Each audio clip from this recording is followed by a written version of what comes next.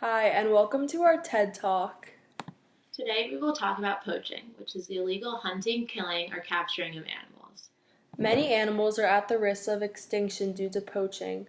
First off, tigers are walking gold. They are slaughtered throughout India for their bones and fur. The bones and fur are smuggled to China and are used for luxury decor and medicine. Organized gangs poach tigers as they are run by massive wildlife trade organizations. They also wipe out rhinos, elephants, and other species. In 2014, there were about 3,200 wild tigers in Asia.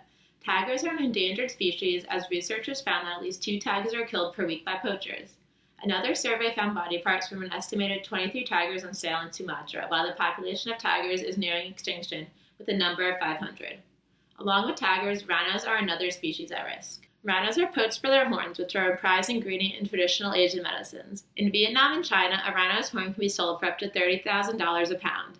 In just last decade, more than 7,137 rhinos have been killed due to poaching, with 1,054 killed last year alone. South Africa has one of the largest populations of rhinos, and even protected areas, such as Kruger National Park, has some of the worst poaching problems. From 2007 to 2014, South Africa experienced a huge increase in rhino poaching of over 9,000%. The country has tried to secure Kruger National Park's borders in the past few years.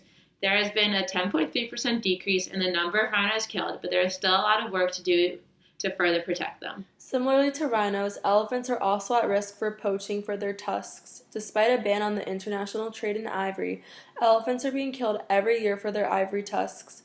Elephants' tusks are made of ivory, which is very valuable in China.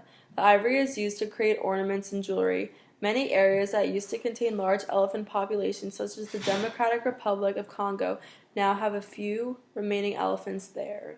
Recently, many areas are implementing anti-poaching policies. The Horsford Endangered Species Center has dehorned orphan baby rhinos in an attempt to save the rhinos. Poachers believe that the keratin-filled horns have healing properties, but this is not the case. If the horns are removed, then the poachers will have no reason to kill the animals. Also, many countries, such as South Africa, are implementing programs that target and try to reduce the actual slaughter of animals. These measures include anti-poaching patrols, state and international measures to identify and track down poachers, restricting access to vulnerable areas, and designating national parks. This type of anti-poaching confronts the poachers by finding them directly and by limiting their access to the endangered species they are trying to poach. Not only is the killing of wild animals cruel, but also the way in which they are killed is inhumane. Many poachers use snare wires to capture smaller animals such as antelope. These snares are made up of wire that is tied to a tree. The animal can get caught on either its neck or leg and cannot be freed. This type of trap can catch any sort of animal that is unlucky enough to walk it. Another type of trap is called a pitfall, which is used to capture larger animals such as elephants. A huge hole is dug in the ground and then covered in branches and leaves to disguise it. The poachers will then scare the target animals towards the trap, and they will fall through the leaves into the pit where they can easily be killed. Foothold traps are also a way that animals are captured. These are made out of metal and are laid open on the ground.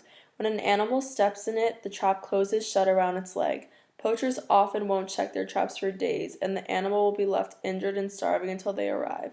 These cruel ways of killing the animals cannot be allowed to continue. Many world organizations, such as the World Wildlife Fund and the International Anti-Poaching Foundation, work to help fight poaching and protect the animals affected by it. Poaching is one of the main reasons that animals such as the rhino are endangered. The World Wildlife Fund works to help governments and authorities crack down on wildlife crime.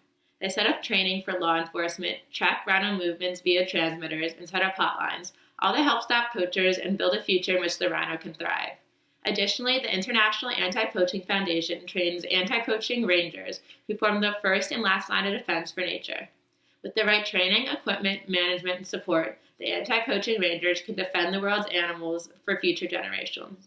The International Anti-Poaching Foundation has also been inspiring urgent political action to protect the animals in danger from poaching. In addition, many countries are trying to indirectly manage poaching by banning the sale of animal products. The Convention of International Trade in Endangered Species is monitoring ivory exports and imports. The strategy of these programs is to decrease poaching indirectly by de-incentivizing poaching. The more difficult it is to sell ivory, the more hesitant poachers will be to participate in poaching. This may also lead to less engagement in the animal trade. Overall, the future will be bright if countries and organizations continue to implement anti-poaching strategies and protect the endangered animals. If we could limit poaching, then many of the endangered animal populations may someday return to what they once were.